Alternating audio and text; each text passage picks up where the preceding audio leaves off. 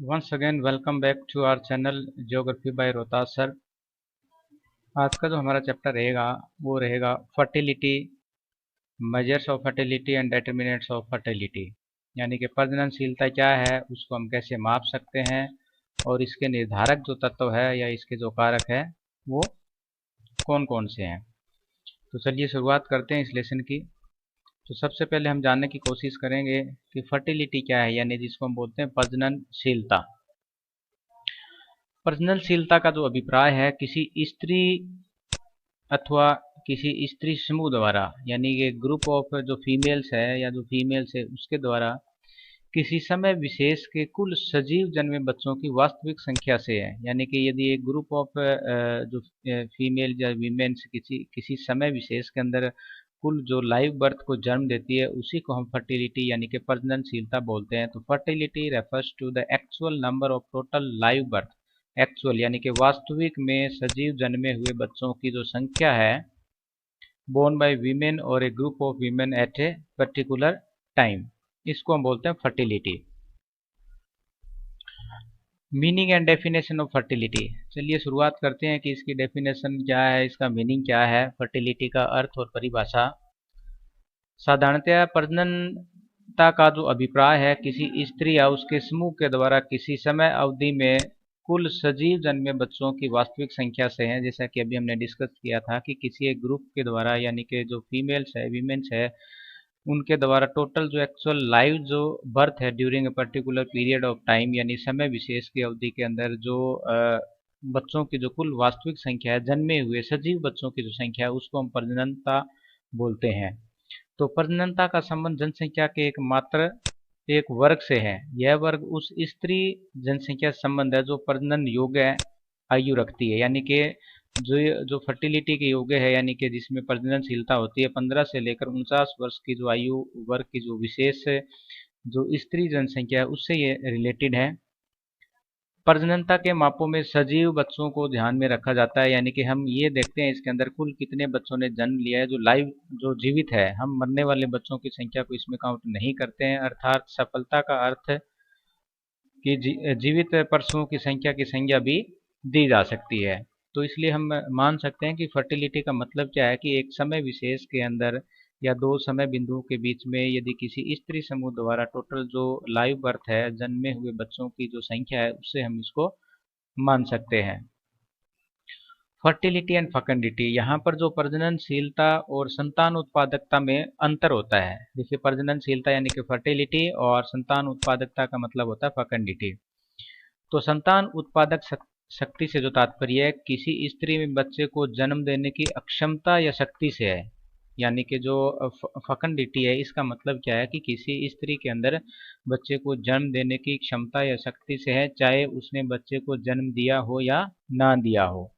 तो यहाँ पर इसके हम पोटेंशियलिटी को लेते हैं। इसके विपरीत जो प्रजननशीलता है इसके अंदर वास्तविक जो बच्चों की जो जन्म होती है या वास्तव में बच्चों को जन्म देने से है। तो ये दोनों के अंदर डिफरेंस है।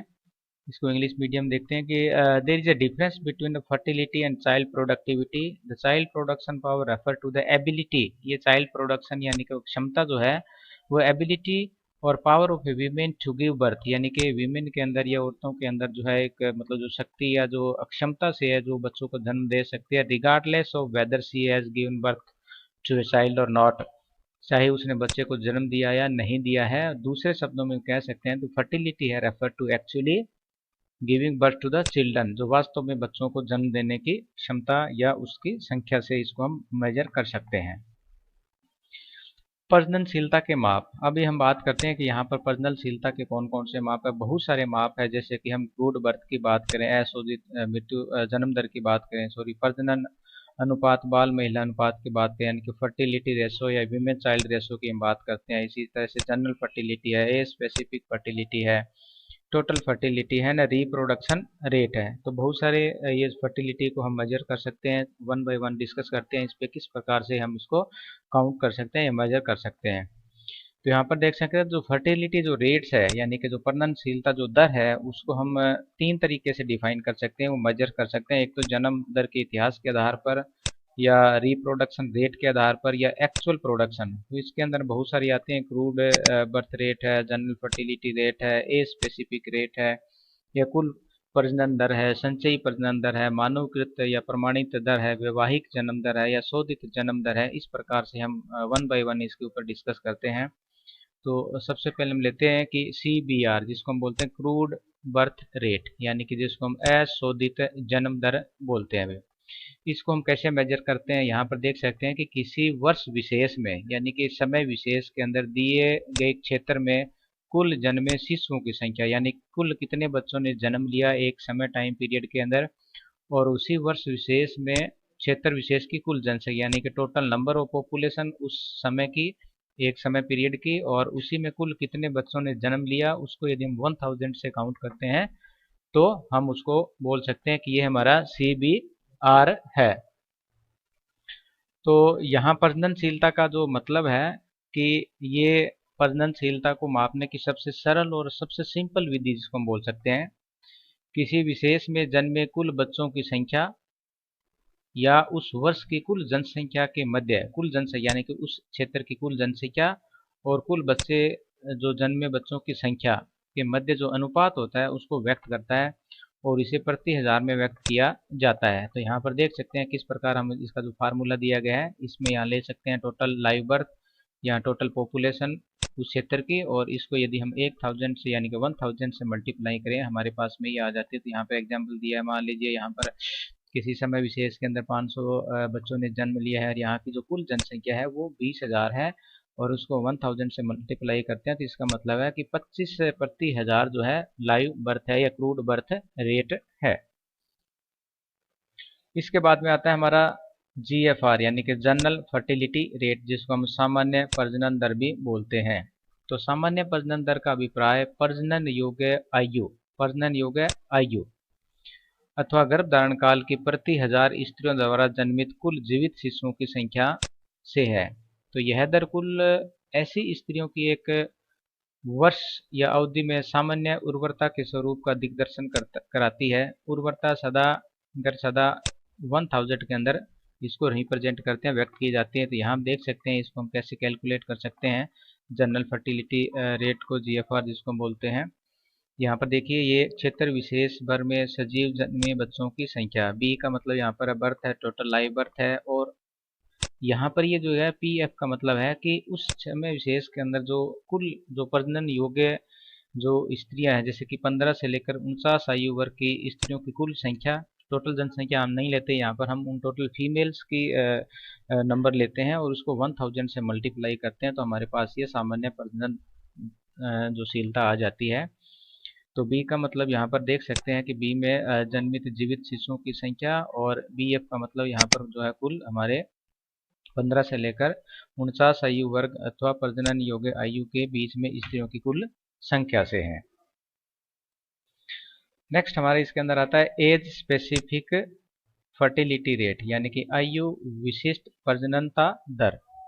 इसके अंदर हम सबसे पहले ये देखिए, यहाँ पर हम इस फार्मूले पे विचार करते हैं कि यहाँ पर 20 से लेकर 24 आयु के बीच में स्त्रियों द्वारा जन्मित जीवित शिशुओं की संख्या है, क्योंकि इस यहाँ पर जो फर्टिलिटी रेट सबसे ज़्यादा होती है 20 से 24 वर्ष के बीच में, तो यहाँ पर हम कुल जीवित जन्मे बच्चों की संख्या और इसी उम्र विशेष के अंदर यानी कि 20 से लेकर 24 आयु वर्ग के बीच स्त्रियों की कुल संख्या। तो यहाँ हम देख सकते हैं कि जो हम फर्टिलिटी रेट यहाँ पर लेते हैं, जो एज स्पेसिफिक फर्टिलिटी रेट लेते हैं, मान लीजिए हम 15 से लेकर 20 आयु वर्ग की स्त्रियों को लेते हैं, तो वहाँ उस आयु विशेष के अंदर कुल टोटल यानी कि जो फीमेल की संख्या और उसमें टोटल जो जन्मे हुए बच्चों की संख्या को यदि 1000 से मल्टीप्लाई करते हैं तो हमारे पास एज स्पेसिफिक बर्थ रेट आ जाती है। यहाँ आप देख सकते हैं कि उदाहरण के लिए 15 से 19 आयु वर्ग में स्त्रियों की उर्वरता भारत में कम है, परंतु 20 से 24 आयु वर्ग में यह एकदम बढ़ जाती है। तो इस प्रकार से यह प्रजनन काल की जो है स्त्रियों को भिन्न भिन्न आयु वर्ग में बांटकर निकाली जाती है, जैसे कि 15 से लेकर 19 साल की, और फिर 20 से लेकर 24 साल की, और 25 से लेकर 29 साल की, फिर 30 से 34, 40 से 44। इस प्रकार हर एक आयु वर्ग के अंदर हम कुल जन्मे हुए बच्चों की संख्या और उसी आयु वर्ग के अंदर कुल फीमेल की संख्या को लेते हैं, फिर उसको 1000 से मल्टीप्लाई करते हैं, तो हमारे पास में ये एज स्पेसिफिक बर्थ रेट आ जाती है। नेक्स्ट है हमारे इसके अंदर करेक्टेड बर्थ रेट, यानी कि संशोधित जन्म दर। यदि हम इसमें बात करें तो इसमें हम ले सकते हैं कि जब हम टोटल जो लाइव बर्थ लेते हैं तो उसके अंदर कुछ एक ऐसे एरिया होते हैं जैसे रूरल एरिया, वहाँ पर हम उनको जो है उनका रजिस्ट्रेशन करने से चूक जाते हैं या वो नहीं करवाते, तो उन बच्चों को हम इसमें काउंट नहीं कर पाते। लेकिन यहाँ पर उन बच्चों को भी हम काउंट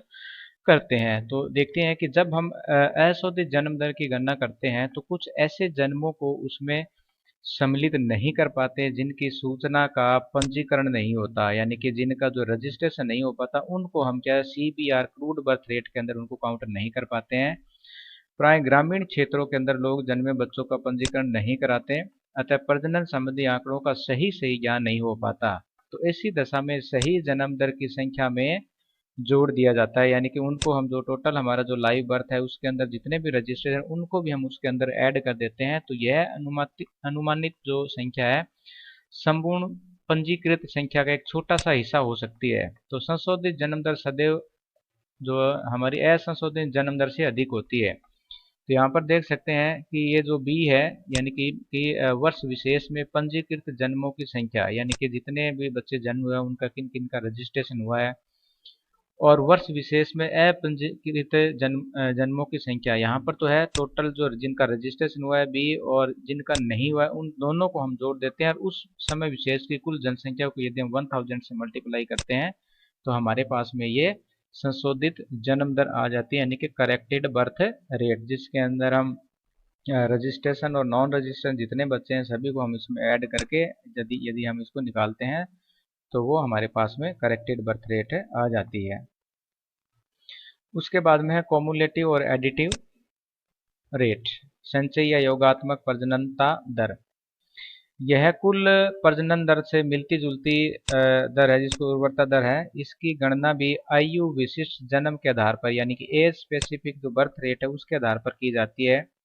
इसमें क्या होता है कि प्रत्येक आयु समूह की उर्वरता दर में पूर्ववर्ती आयु समूह की उर्वरता दर भी जोड़ दी जाती है, यानी कि एज के अकॉर्डिंग। मान लीजिए हम ये देखते हैं अभी 15 से 20 का जो एज ग्रुप है उसकी फर्टिलिटी रेट, फिर हम 20 से लेकर 24 की फर्टिलिटी रेट, इसी प्रकार से फिर 25 से लेकर 30 की जो फर्टिलिटी है, हर एक फर्टिलिटी रेट को हम जो पहले वाली के अंदर जब ऐड कर देते हैं तो ऐसे जैसे जैसे आगे अग्रसर होते जाते हैं वैसे वैसे प्रत्येक पूर्ववर्ती आयु समूह की भी जो है आयु विशिष्ट जन्म दर को अनुवर्ती आयु समूह की आयु विशिष्ट जन्म दर में जोड़ते चलते हैं, लेकिन स्वरूप संचयी योग का होता है। ठीक है, तो इस प्रकार हम क्या करते हैं कि ये हमारा जो एज स्पेसिफिक है, ठीक है, एक एज स्पेसिफिक का जो है 15 से, चाहे हम 20 वर्ष की बात करें, ठीक है, 15 से हम 20 वर्ष की बात करें, ठीक है, या 20 से हम फिर 24 वर्ष की बात करें, तो इस प्रकार से इन हमको टोटल कर देते हैं लास्ट के अंदर। तो इस प्रकार से हमारे पास जो बर्थ रेट आती है उसको हम कॉमुलेटिव और एडिटिव बर्थ रेट के नाम से जानते हैं, फर्टिलिटी रेट के नाम से।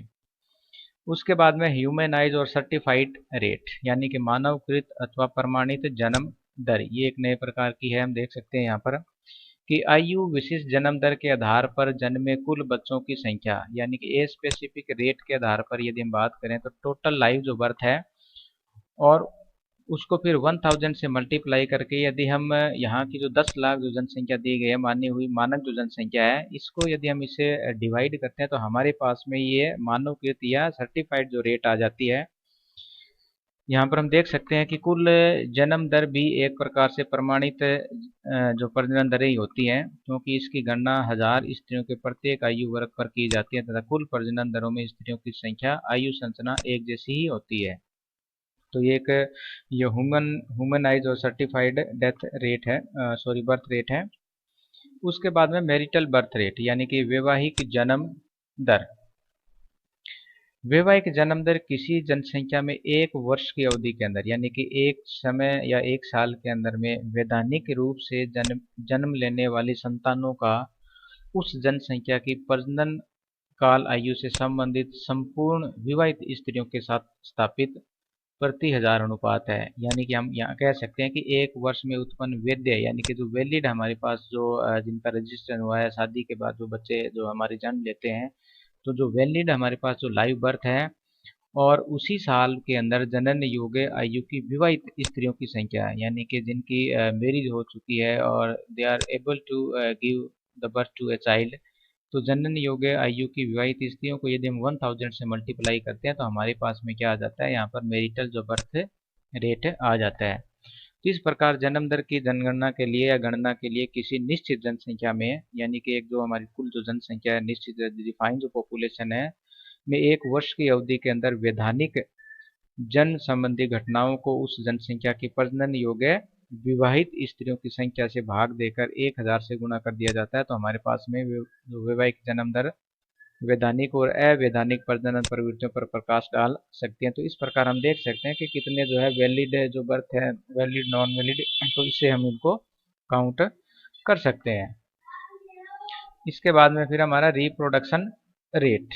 रिप्रोडक्शन रेट की यदि हम बात करें इसके अंदर, यानी कि पुनर्उत्पादन या प्रतिस्थापना जो दर होती है, यह माप जो है हमारी दूसरी पीढ़ी के उस आयु वर्ग के एक व्यक्ति द्वारा दूसरे व्यक्ति का प्रतिस्थापन दिखाता है। यानी कि यदि हम बात करें कि यदि पूरे पुनर्उत्पादन काल के अंदर समस्त आयु वर्ग की इन दरों का योग कर दिया जाए तो जनसंख्या वृद्धि की माप की जो दर प्राप्त होगी वह सकल पुनर्उत्पादन दर कही जा सकती है। इसके अंदर हम इसको कैसे निकाल सकते हैं, यहाँ पर देखिए कि किसी समुदाय विशेष की आयु, यानी कि टोटल जो एज, और उसके बाद में जो एक्स यहाँ पर दिया गया है स्त्रियों द्वारा दिए गए समय विशेष में जन्म दी गई कन्याओं की संख्या, यानी कि टोटल जो लाइव बर्थ ऑफ बेबी जो फीमेल्स हैं उसकी। इसी प्रकार से पी एफ या जो है दिए गए समुदाय के समय विशेष पर आयु और माइनस, यानी कि जो है हमारा यहाँ पर एक्स स्त्रियों की कुल संख्या, यानी कि टोटल जो फीमेल की जो संख्या, और एफ आई मतलब यहाँ जो दिया गया आयु एक्स पर जन्म, यानी कि स्त्री जन्म दर। इसको हम दूसरे तरीके से भी निकाल सकते हैं। यहाँ पर एक जो फार्मूला और है रिप्रोडक्शन रेट के अंदर, यहाँ पर हम देख सकते हैं कि बी जो F divided by P F, ठीक है, और यहाँ पर हम ले सकते हैं कि 15 से लेकर 44 ईयर की जो एज ग्रुप है और उसको 1000 से मल्टीप्लाई करें। तो यहाँ पर जो यदि हम पी एफ की बात करें तो यहाँ पर जीवित जन्मी लड़कियों की संख्या, यानी कि बर्थ है, और एफ का मतलब फीमेल, टोटल जो फीमेल का जो बर्थ है, और उसके अंदर पी एफ मतलब जो पॉपुलेशन दी गई है फीमेल्स की, कितनी उम्र की, 15 से लेकर 44 साल तक की जो उम्र के जो है या प्रजनन जो आयु वर्ग है, उसको यदि 1000 से मल्टीप्लाई करें तो हमारे पास कुल जो उत्पादन दर या रिप्रोडक्शन जो है रिप्लेसमेंट रेट हमारे पास में आ जाता है। नेक्स्ट इसके अंदर हम देख सकते हैं the difference between the fertility rate and birth rate. यदि हम फर्टिलिटी रेट के अंदर और बर्थ रेट के अंदर यदि हम डिफरेंस जानने की कोशिश करें तो किन के आधारों पर, एक तो गणना के आधार पर हम कर सकते हैं, इनके प्रकार के आधार पर कर सकते हैं, दर के आधार पर कर सकते हैं, गणना की गई दर के आधार पर, उपयोगिता के आधार पर, और समय के आधार पर। तो यहाँ पर हम बात करते हैं उर्वरता दर और यहाँ पर हम बात करते हैं जन्म दर। उर्वरता दर यानी कि प्रजनन काल 15 से लेकर 49 वर्ष की स्त्रियों द्वारा पैदा होने वाले शिशुओं की संख्या के आधार पर ज्ञात की जाती है, और जन्म दर केवल एक ही स्थान पर जन्म लेने और कुल जो शिशुओं की संख्या के आधार पर ज्ञात की जाती है। फर्टिलिटी की बात करें तो 3 प्रकार से सामान्य, विशिष्ट और कुल होती है। जन्म दर की बात करें तो हमारे पास ये प्रमाणित और अप्रमाणित होती है। फर्टिलिटी दर प्रति हजार प्रजनन दर योग्य अवधि वाली स्त्रियों के आधार पर निकाली जाती है, लेकिन जन्म दर क्या है, प्रति 1000 व्यक्तियों के आधार पर निकाली जाती है। यहाँ पर टोटल पॉपुलेशन और यहाँ पर हम फीमेल की पॉपुलेशन को लेते हैं। साधारणतः हमारी जो उर्वरता दर है जन्म दर से अपेक्षाकृत अधिक होती है, लेकिन साधारणतः जन्म दर उर्वरता दर से अपेक्षाकृत कम होती है। उर्वरता दरें लिंगानुपात की असमानता के प्रभाव को दूर करने और स्त्रियों की उर्वरता का अध्ययन करने के लिए ज्ञात की जाती है। फर्टिलिटी जो रेट्स है, और जन्म दर किसी स्थान पर जन्म लेने वाले बच्चों की संख्या और जनसंख्या वृद्धि के अध्ययन के लिए इसका उपयोग किया जाता है। उर्वरता दर की एक माप कुल उर्वरता दर, यानी कि जो टोटल हमारी फर्टिलिटी रेट है दर स्त्रियों की संपूर्ण प्रजनन अवधि 15 से लेकर 49 वर्ष से संबंधित होती है, लेकिन जन्म दर है साधारणतया एक निश्चित समय जो होता है से संबंधित है। तो ये कुछ मतलब डिफरेंस है जो हम फर्टिलिटी रेट्स और बर्थ रेट के अंदर देख सकते हैं। प्रजनन क्षमता के निर्धारक तत्व। अब हम जानने की कोशिश करेंगे कि प्रजननशीलता के जो निर्धारक तत्व कौन कौन से हैं। प्रजननशीलता क्या है? जैसे कि हमने पढ़ा है कि प्रजननशीलता जो है किसी समय विशेष के अंदर कुल जन्मे हुए बच्चों की संख्या से है, और वहाँ की कुल जो जनसंख्या है उसको यदि हम 1000 से गुना करते हैं तो हमारे पास में प्रजननशीलता आ जाती है। तो उस समय विशेष के अंदर या उस क्षेत्र विशेष के अंदर कौन कौन से ऐसे कारक है जो प्रजननशीलता के को निर्धारित करती है। तो यहाँ पर हम जानने की कोशिश करते हैं कि प्रजननशीलता को निर्धारित करने के बहुत सारे कारक है। उसमें सबसे पहला हम लेते हैं इसके अंदर जो है हमारा जैविक यानी कि बायोलॉजिकल फैक्टर्स। बायोलॉजिकल फैक्टर्स में हम देखें तो इसके अंदर जो है सबसे पहला हमारा जो है प्रजाति है, और प्रजनन क्षमता है, शारीरिक और मानसिक स्वास्थ्य, फिजिकल एंड मेंटल हेल्थ है। तो प्रजाति की यदि हम बात करें प्रजाति के अंदर, तो प्रजाति जो प्रजननशीलता को प्रभावित करने वाला सबसे महत्वपूर्ण कारक है, क्योंकि एक समान वातावरण में रहते हुए भी अलग अलग प्रजातियों की जो प्रजननशीलता है वो अधिक होती है। जैसे कि यदि हम बात करें ब्राजील के उष्ण और आर्द्र जलवायु में श्वेत, पीली और काली प्रजातियों के लोग रहते हैं और उनकी प्रजनन दर अलग अलग होती है। फिर हमारी है प्रजनन क्षमता, फर्टिलिटी। जैसा कि हमने बताया था कि प्रजनन क्षमता अथवा संतानोत्पादकता से अभिप्राय है किसी स्त्री के बच्चे को जन्म देने की क्षमता, चाहे उसने जन्म दिया हो या ना दिया हो, लेकिन उसकी क्षमता है। तो सामान्यतः 44 से लेकर 14 से लेकर 44 वर्ष की आयु वर्ग की जो स्त्रियां होती है उसमें प्रजनन क्षमता अधिक होती है। इसके आरंभ और अंत में कुछ विभिन्नताएं हो सकती है, और पुरुषों में प्रजनन क्षमता 8 वर्ष की आयु से शुरू हो सकती है। इसके बाद हमारा है इसमें फिजिकल एंड मेंटल हेल्थ, शारीरिक और मानसिक स्वास्थ्य। आमतौर पर जो शारीरिक और मानसिक स्वास्थ्य अच्छा होने पर हमारी जो प्रजननशीलता में वृद्धि हो सकती है। यदि ये दोनों ठीक नहीं है तो प्रजननशीलता के अंदर इतनी ज़्यादा वृद्धि नहीं हो सकती। दूसरा हमारे इसके अंदर फैक्टर आता है डेमोग्राफिक फैक्टर, यानी कि जनसंख्या संबंधित या जनाकांक्षी कारक जिसको हम बोलते हैं। इसके अंदर सबसे पहले हम बात करते हैं आयु संगठन यानी कि एज स्ट्रक्चर। जिन देशों के अंदर युवा वर्ग की जनसंख्या अनुपात अधिक होता है उन देशों में जनसंख्या तेजी से बढ़ती है और वहां पर प्रजननशीलता अधिक पाई जाती है। दूसरा हमारा है वैवाहिक जीवन की अवधि, ड्यूरेशन ऑफ मैरिड लाइफ।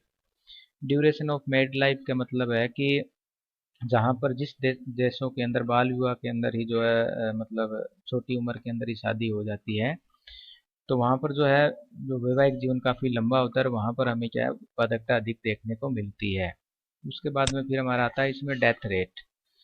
जिन देशों में युवा वर्ग की जनसंख्या की मृत्यु दर अधिक होती है वहाँ पर या ऊंची होती है, ठीक है, वहाँ पर हमें जो कम प्रजनन क्षमता देखने को या प्रजनन दर देखने को मिलती है। इसी प्रकार से सेक्स रेशो की हम बात करें, लिंग संरचना की बात करें, तो संतुलित लिंग संरचना वाले देशों में जन्म दर हमेशा ही संतुलित होती है, जबकि यह जहाँ पर इम्बैलेंस हो जाता है, बिगड़ जाती है, तो प्रजनन दर पर प्रतिकूल प्रभाव पड़ता है। लेवल ऑफ अर्बनाइजेशन यानी कि नगरीकरण का स्तर की बात करें तो प्राय नगरीय क्षेत्रों के अंदर लोगों की जन्म दर ग्रामीण क्षेत्रों की जन्म दर से कहीं अधिक जन्म दर से कम होती है। इसके शिक्षा और स्वास्थ्य की सुविधाएं और काफ़ी सारे घरों में स्थान का अभाव, बच्चे का लालन पालन, महंगाई आदि कुछ ऐसे कारक हैं जो कहीं न कहीं हमारी इसमें प्रजनन क्षमता को प्रभावित करती है। उसके बाद में स्त्रियों का कामकाजी होना, वर्किंग और नॉन वर्किंग जो वीमेन की बात करें तो कामकाजी महिलाओं को घर और बाहर दोनों प्रकार के कार्य करने पड़ते हैं और उनका उत्तरदायित्व बढ़ जाता है, तो इसके उनके प्रजनन क्षमता पर प्रतिकूल प्रभाव पड़ता है। घरेलू स्त्रियों में कामकाजी स्त्रियों की अपेक्षा प्रजनन क्षमता अधिक पाई जाती है। नेक्स्ट हमारा इसके अंदर है social cultural and economic factor, यानी कि सामाजिक सांस्कृतिक और आर्थिक कारक। सामाजिक की बात करें तो सबसे पहले हमारा है धार्मिक पृष्ठभूमि यानी कि रिलीजियस बैकग्राउंड। तो इसके अंदर क्या होता है, धार्मिक पृष्ठभूमि परिवार के आकार को काफ़ी हद तक प्रभावित करती है। यद्यपि कोई भी जो धर्म है वो ऐच्छिक परिवार नियोजन के पक्ष में नहीं है, फिर भी विभिन्न धर्मों में जनसंख्या नियंत्रण पर क्या है सोच अलग अलग पाई जाती है। तो इसी प्रकार से यदि हम बात करें कि हिंदू और मुसलमान एक ही प्रकार के वातावरण रहते हैं, फिर भी मुसलमानों में जो हिंदुओं की मुकाबले में जन्म दर जो है वो अधिक पाई जाती है। उसके बाद में फिर हमारा प्रजातीय संरचना या एथनेटिक जो कंपोजिशन की हम बात करें तो जब कोई धर्म और सामाजिक वर्ग अल्पसंख्या में होता है तो वह अपने आप को असुरक्षित, इनसिक्योर महसूस करता है। तो अपनी पॉपुलेशन को बढ़ाने के लिए या अपने क्या है उसके वो अपनी उत्पादकता को बढ़ा देता है, जिससे उनको लगे कि हमारी जो आने वाले समय के अंदर यदि हम हमारी जनसंख्या कम रहती है तो हमारे साथ भेदभाव हो सकता है। तो इसी के डर से वो अपनी प्रजननशीलता को बढ़ा सकते हैं। फिर हमारा इसमें है शिक्षा का स्तर, लेवल ऑफ एजुकेशन। जो जो शिक्षा का स्तर, विशेषतः स्त्री शिक्षा का जो स्तर बढ़ रहा है, त्यों तो जनसंख्या में जागरूकता बढ़ती है और प्रजनन दर में कमी आती है। एक सर्वेक्षण के अनुसार भारत में पाया गया कि 12 वर्ष की शिक्षा प्राप्त स्त्रियों के औसतन 2 बच्चे और 10 वर्ष की शिक्षा प्राप्त स्त्रियों के 4.6 बच्चे और 8 वर्ष की जो स्त्री यानी कि 8 वर्ष तक की शिक्षा वाली स्त्रियों के 5 से अधिक बच्चों होते हैं। तो शिक्षा का बड़ा प्रभाव पड़ता है इसके ऊपर। विवाह के समय आयु यानी कि age at the time of marriage. विवाह के समय स्त्री पुरुष की आयु उनके वैवाहिक जीवन की अवधि को काफी हद तक प्रभावित करती है और उनकी उत्पादकता को प्रभावित करती है। तो विवाह के समय कम आयु का अर्थ उच्च प्रजननशीलता से। यदि हम लेट मैरिज करते हैं या मतलब अधिक उम्र में शादी करते हैं तो प्रजननशीलता कहीं ना कहीं कम होती है। समाज में स्त्रियों की स्थिति, status of the women in the society. तो समाज के अंदर जो स्त्रियों की जो बहुत सारे ऐसे समाज है जहाँ पर पुरुषों के मुकाबले स्त्रियों का जो यानी स्टेटस की बात करें, स्थिति की बात करें तो काफ़ी कमज़ोर या मान सम्मान की रक्षा के लिए वहाँ पर जो है हम कह सकते हैं कि परिवार के अंदर या समाज के अंदर स्त्रियों को मतलब इतना सम्मान नहीं दिया जाता। तो इससे क्या होता है कि वहाँ परिवार का आकार छोटा रखने में सहायता मिलती है। ठीक है, तो इस्लामिक धर्म में प्राय स्त्रियों को और पुरुषों की अपेक्षा कम मान्यता दी जाती है, जिस कारण वे उन क्षेत्रों के अंदर प्रजनन दर अधिक पाई जाती है। तो नेक्स्ट हमारा है पुत्र प्राप्ति की इच्छा, डिजायर टू हैव ए सन। तो बहुत सारे ऐसे समाजों के अंदर जहाँ पर मतलब कुप्रथाएं चली होती है कि स्त्रियों को जन्म देते ही मार देते हैं, तो उन ऐसे एरिया के अंदर पुत्र प्राप्ति के लिए भी कई बार जो है पॉपुलेशन बढ़ जाती है और वहाँ पर जो है उनकी फर्टिलिटी रेट जो काफ़ी बढ़ जाती है। भारत में मृतक का दाह संस्कार पुत्र द्वारा ही किया जाता है। इस प्रकार की जो मान्यताएं हैं वो कहीं ना कहीं जो है अधिक बच्चे पैदा करने के लिए जो है हमारी प्रजननशीलता को प्रभावित करती है। उसके बाद में गवर्नमेंट पॉलिसीज यानी कि सरकारी जो नीतियां हैं, किसी भी देश की जो सरकार है या गवर्नमेंट है वो पॉलिसी बना सकती है। पॉलिसी बनाकर उस देश की जनसंख्या को बढ़ा भी सकती है और कम भी कर सकती है। जहाँ पर वृद्धि दर अधिक है वहाँ पर जो है वो प्रिवेंशन करती है, करेक्टिव करती है। उसके प्रकार से फिर यहाँ जहाँ पर जनसंख्या कम है वहाँ पर वो जो प्रोत्साहित करती है, इंसेंटिव देती है जहाँ की जनसंख्या बढ़े। इस प्रकार से जो गवर्नमेंट पॉलिसीज है they are also affect the fertility rate. फिर हमारे इसके अंदर है आर्थिक कारक, पारिवारिक। इस आर्थिक कारक के अंदर पारिवारिक आय और जीवन स्तर आता है। इसके अंदर पारिवारिक आय, फैमिली इनकम की यदि बात करें तो प्रजनन दर को प्रभावित करने वाले कारकों के अंदर जो है आर्थिक कारकों में पारिवारिक आय सबसे महत्वपूर्ण है। उच्च आयु वर्ग जो होती है, जहाँ पर जो उच्च आय के जो लोग होते हैं यानी कि हाई इनकम जो सोसाइटीज या फैमिलीज होती हैं वो छोटे होते हैं, जबकि निम्न वर्ग के जो या जो लो इनकम वाले हैं उनकी फैमिली ज़्यादा होती है, क्योंकि उनके जो परिवार के जो मेंबर है they are the assets for the family, the people having low income. तो इसकी वजह से वहाँ पर जो प्रजनन दर हमें अधिक देखने को मिलते हैं। इसके बाद में फिर जीवन स्तर। तो जीवन स्तर भी मुख्यतः आय पर निर्भर करता है, इनकम पर डिपेंड करता है और अधिक आय वाले लोग जो है उच्च स्तरीय जीवन व्यतीत करते हैं और संपूर्ण विश्व में गरीब लोगों में जन्म दर उच्च तथा अमीर लोगों के अंदर जन्म दर हमें हमेशा ही कम देखने को मिलती है। तो ये कुछ कारक थे जो कहीं न कहीं समाज के अंदर, किसी देश के अंदर या क्षेत्र विशेष के अंदर जो है प्रजननशीलता को प्रभावित करते हैं। Thanks for being watching this video. Thank you.